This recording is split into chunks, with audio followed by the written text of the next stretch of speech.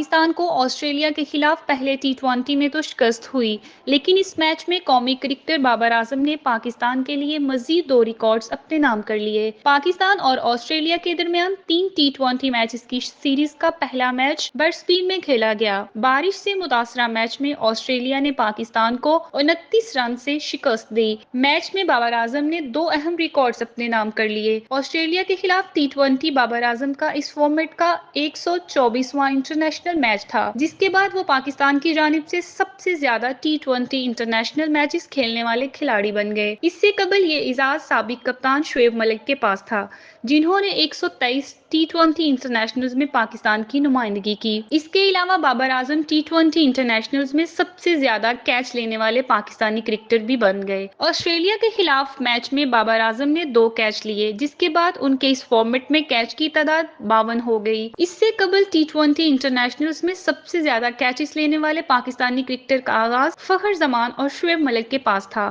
جنہوں نے 50 کیچ لیے۔